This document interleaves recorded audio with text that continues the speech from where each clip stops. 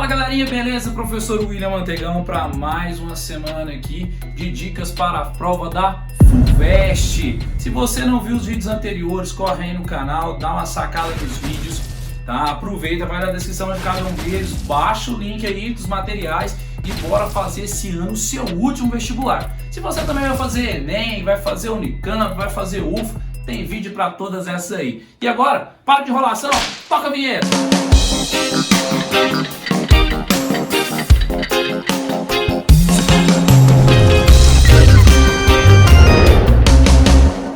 Galera, a aula de hoje é sobre população. População é um tema bastante relevante e recorrente nos principais vestibulares de geografia do país, né? A disciplina de geografia nesses vestibulares.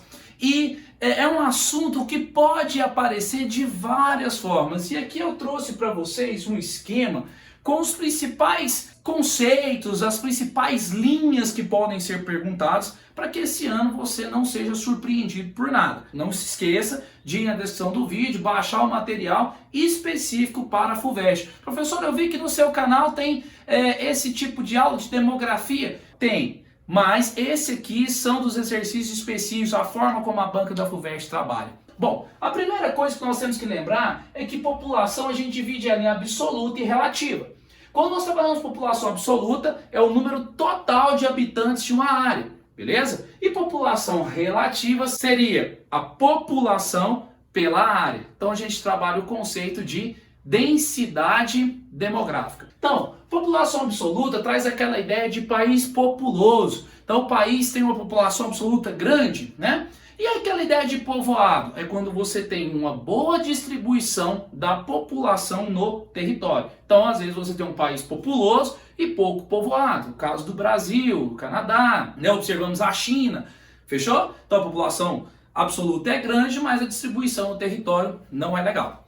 Bom, quando nós trabalhamos população, nós também temos que entender a ideia de crescimento, né? Ou seja, como que essa população está crescendo? Então, nós temos aqui o crescimento vegetativo, que é o crescimento natural da população. A diferença entre a taxa de natalidade e a taxa de mortalidade. Se a taxa de natalidade é maior do que a mortalidade, nós temos um crescimento vegetativo. Nós podemos observar nos últimos anos que isso vem mudando, principalmente devido aos fatores como a mulher no mercado de trabalho, a popularização dos contraceptivos e o planejamento familiar. Nós também podemos observar quedas, né, da taxa de natalidade nos países emergentes, né, também por esses fatores de desenvolvimento. Professor, o que mais pode reduzir uma população? Epidemias, catástrofes, guerras, mas em geral a população apresenta um crescimento, tá? Por quê? Porque a taxa de mortalidade também tende a cair quando você tem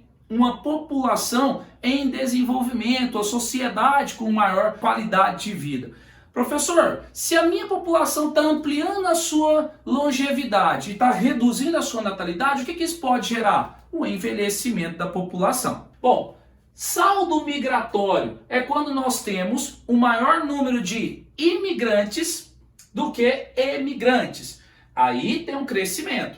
O que seria imigrante? Imigrante é aquele que chega. Emigrante é aquele que sai. Então, se o número de imigrantes é maior do que o número de emigrantes, nós temos um crescimento que é chamado de crescimento horizontal ou saldo migratório positivo. Falando de migrações, nós temos que lembrar que migrações são os movimentos da população, tá? E podem ser classificados em relação ao espaço e o tempo. Esses movimentos podem ser espontâneos, então nós temos as migrações espontâneas, aquelas definidas pelo próprio indivíduo. Eu quero migrar, eu quero sair, eu quero ir para algum lugar. Ou as migrações forçadas, o cara não tem escolha, né? Às vezes você tem uma catástrofe, uma guerra, uma perseguição política, né? Então, migrações forçadas, ele não tem escolha, migração espontânea, a escolha é dele. E aí nós temos as migrações com relação ao espaço, migrações internas, aquelas que acontecem dentro do território, interregional, intrarregional, né? Aquela migração que acontece dentro do país. As externas são as chamadas migrações internacionais, que ocorrem entre um país e outro. Com relação ao tempo, nós temos migrações definitivas, o indivíduo vai para nunca mais voltar. temporárias. Vou para passar um tempo e volto, que é o caso de muitos de vocês que vão passar nos vestibulares aí fora da cidade de vocês, vão morar um tempo, terminar de fazer a faculdade de vocês, voltar ou ir para outro lugar exercer as profissões. Sazonais, aquela que ocorre periodicamente. Então, sazonalidade, vamos lembrar daquelas frutas sazonais, aquelas que só aparecem em determinados períodos do ano, né? E as pendulares, que são as migrações diárias, que ocorrem entre cidades próximas, né? Às vezes até aquelas cidades conurbadas, cidades coladas ali, onde a malha urbana encontrou uma com a outra, migrações diárias. Ok, professor, mas pensar nas migrações, nós temos que pensar nos fatores migracionais. Ou seja, aquilo que faz com que o indivíduo vá para algum lugar ou deixe o seu lugar. Então nós temos fatores atrativos, as condições que faz com que eu queira ir para determinada região, e os fatores repulsivos, aquilo que faz com que eu queira sair da minha região. Tá bom? Então os fatores migracionais são muito importantes e geralmente eles estão ligados às questões econômicas, tá? E principalmente à busca por melhor qualidade de vida. E para fechar, nós temos as teorias de controle da população. É uma preocupação bastante cobrada aí, né? Principalmente nos planejamentos de governos, quando você observa que muitas pessoas jogam a culpa no tamanho da população pelos problemas. O primeiro a pensar uma teoria de controle populacional foi Malthus. Malthus falava que a população crescia em PG enquanto a produção de alimentos crescia em PA. Logo, era necessário controlar essa população, senão nós íamos ter um surto de fome. Essa era a ideia malthusiana. E ele apontava a ideia de um controle natural da população. Tá? Então seria abstinência sexual, sexo só para fins de reprodução, catástrofes ambientais, né? Foi Deus que mandou, então a gente não teria aquela ideia de intervenção humana na questão.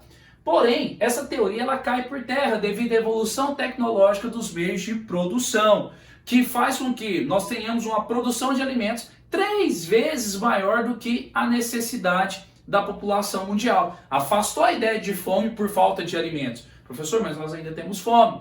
A fome está relacionada à concentração de renda, desigualdade social, né? Não é uma falta de alimentos. E aí, vem os neomalthusianos e falam, peraí, o Malthus falou que nós íamos ter fome por falta de alimentos? Ok, nós não vamos ter, mas nós ainda temos um problema. A população grande demais faz com que os gastos públicos aumentem, quanto maior a população, maior a pressão sobre os recursos hídricos. Essa galera dentro dos neomalthusianos que se preocupa com o meio ambiente são chamados econeomalthusianos, e eles defendem políticas rígidas e oficiais de controle da população. O Estado tem que fazer alguma coisa para controlar. Então aí vem aborto, eutanásia, políticas de limitação do número de filhos, como a política do filho único, né, que até pouco tempo vigorou na China.